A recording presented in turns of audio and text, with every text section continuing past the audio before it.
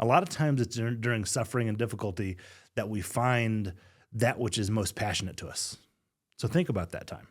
Think about a time when, man, things could have been a lot easier if just this one thing happened. I want you to think about you stepping in to rescue the day there. You stepping in to assist with that issue. Could be something like, school, or could be something like, helping dogs get rescued and adopted. It could be something along a medical field. Could be some kind of like cancer research or heart disease. It could be something that was like, man, my grandmother died of this, and that was really difficult, and I want to help this for the rest of my life. Something like that, something personal, something practical, something that leaves this world better off than you found it. But the big key to getting a clear picture, the people or person or things or whatever that you're wanting to assist with and help with, is, does it motivate you? When you think about being the solution to that problem that you felt years and years ago that almost crippled you, does that get you fired up? When your feet hit the ground in the morning, are you saying, this is why I want to do what I'm doing, right? The other piece to leaving this legacy is sometimes the story that you have been involved in might be embarrassing to say. It may be something along the lines of, I didn't have enough money and somebody did this for me.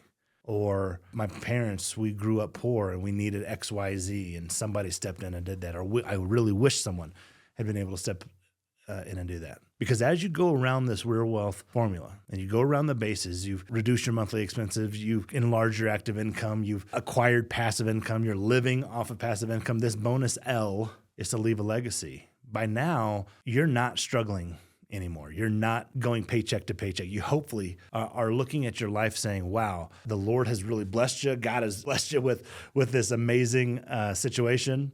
And now it's time to help other people, because that's ultimately what this life is all about. I'm a Christian. Jesus said he didn't come to be served, but to serve. And so we get, as humans, our most gratification and fulfillment by serving, by helping other people, by doing things bigger and better than ourselves. So this situation that we're thinking about, that you're trying to leave a legacy and help and assist, might be embarrassing to say for you. That's okay, because it's your story. Tears are okay. When I tell you my story, hopefully not going to get too emotional. We'll see. But there's several things in my life that if I really wanted to drill down and make a decision on and say, yeah, I want to help people in this scenario. It could be something from, dealing with my babies in the NICU and then the newborn intensive care unit. Like, that's really rough. I had a baby who lived for 3 months. She lived primarily in the NICU at both University Hospital and Children's Hospital. She passed away in 2008. But those nurses who cared for her, there's a special place in heaven for NICU nurses. Like, I have nothing but fond things to say about these people. Maybe something like that gets you emotional is going to be how you want to leave a legacy on this earth. It could also be something that is able to make you cry, get you welled up. Now, once you get that scenario, I want you to create a big, hairy, audacious goal, a BHAG. I'll share with you my BHAG. That big, hairy, audacious goal is something that makes it so that you can say it quickly, repeat it to other people, and get instantly motivated. Have you ever wondered why sometimes you're motivated and sometimes you're not? And you wake up and you're like, do I really want to do this? And whatever. And your energy levels are just kind of all over the place. A lot of the times that has to do with the fact that you're just not inspired. You're bored.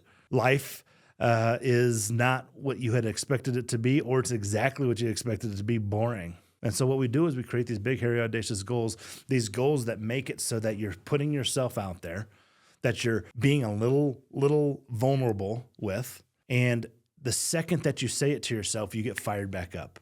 See, that's how you can kind of hack your own motivation, is making it so that you have a big, hairy, audacious goal that is unbelievable for you, that fires you up, that gets you out of bed in the morning, that sustains you through the rest of the day, that if it actually happened, you would be so proud of the life that you have lived, that you would look back and say, this is the type of person that God made me to be. How amazing is that? And so once you get that big, hairy, audacious goal, I'm trying to get some practical steps for you. You got to get that big, hairy, audacious goal. And then what we're going to do is we're going to reverse engineer all of the steps until literally down to today. So let's pretend you had a big, hairy, audacious goal to rescue every orphaned dog in Denver, Colorado. This is where we live. That's your goal. I want all dogs are adopted. Okay. Well, what would you need to do within 5 years from now to make that happen? What would you need to do within a year from now? What would you need to do this month?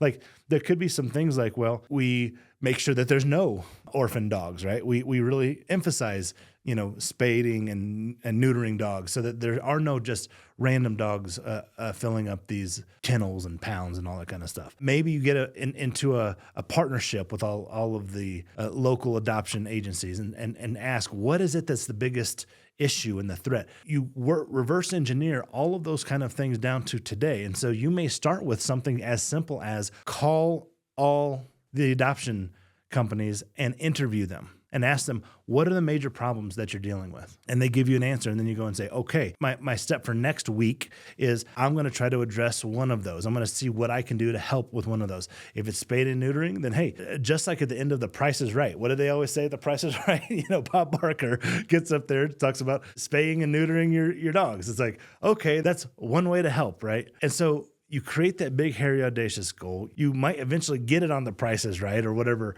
a TV show. And you're doing work towards that, because life is more than waking up, getting breakfast, going to work, coming home, eating dinner, and going to sleep. It's more than all the daily grind that you do to just to survive. You see, once you get to the point where what you're doing, what we say, infinite and eternal significance, man, this life becomes more than just the slug that you've been dealing with. It's more than just the rat race. It's something impactful to other people.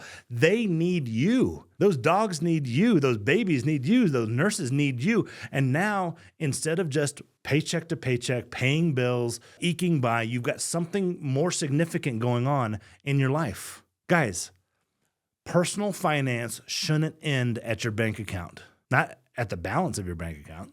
The saying is true. There are no U-Hauls on hearses. Your bank account will go to zero within days of you dying. Why? It will get distributed to whoever. Yes, we want to talk about legacy and leaving a trust, and I'm going to get to all that kind of stuff in just a little bit. But don't think that once you die, all that stuff is going with you. This world is more important than that. I take a different approach to wealth and money and capital and all that kind of stuff. I am not the guy who drives around in a Lambo. I'm not the guy who, I keep trying to think about buying a Rolex just so that I can flex. I'm just not that guy. I don't even have a watch. I've got a clock on my phone. You know what I mean? I'm just not that guy. Thanks for watching. Hit the subscribe button right now. You don't want to miss the next episode. Every week, we drop practical money strategies and real stories that'll change the way you think about wealth.